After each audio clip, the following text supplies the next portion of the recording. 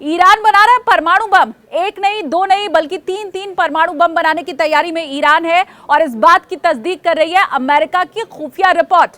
America की तरफ से ये बात सामने आई है कि इतने बड़े यूरेनियम का जखीरा ईरान की तरफ से इकट्ठा किया गया है जिससे तीन तीन परमाणु बम बनाए जा सकते हैं। आपकी जानकारी के लिए बता दें कि ईरान अभी फिलहाल परमाणु संपन्न देशों की लिस्ट में शामिल नहीं है।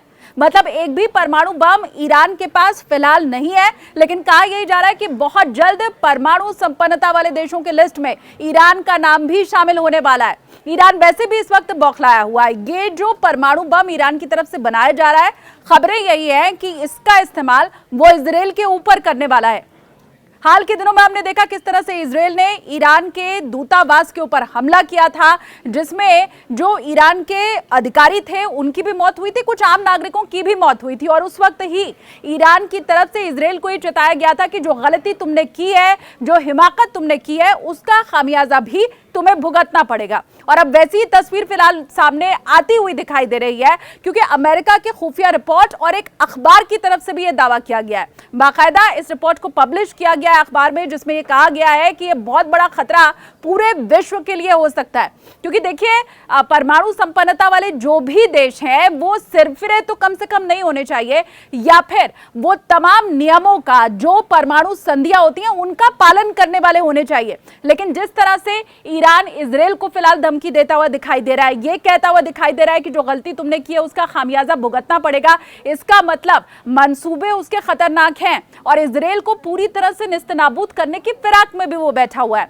और इसी पूरे दरमियान जबकि इजराइल और ईरान के बीच में टेंशन बढ़ी हुई है, ये कदम उठाना ये चिंताजनक है, न सिर्फ अमेरिका के लिए बल्कि पूरे विश्व के लिए। क्योंकि दो देशों की जंग अभी झेलने की स्थिति में विश्व नहीं है और इसका परिणाम हर किसी को भुगतना पड़ेगा। इसीलिए अमेरिका की भी टेंशन अभी फिलहाल बढ़ी हुई है।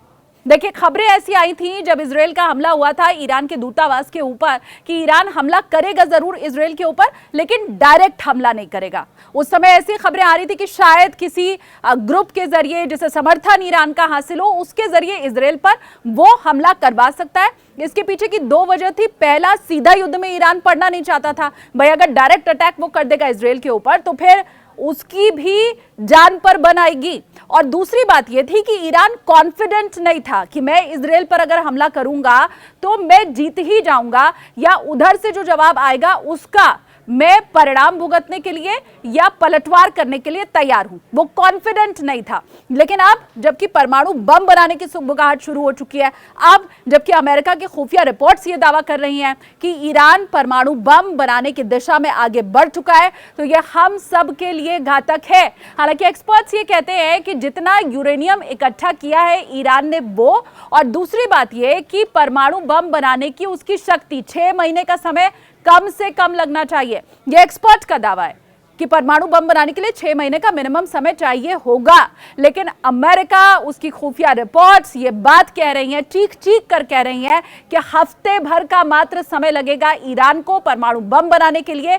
इतना रॉ मटेरियल और इतना यूरेनियम इकट्ठा कर चुका है ईरान।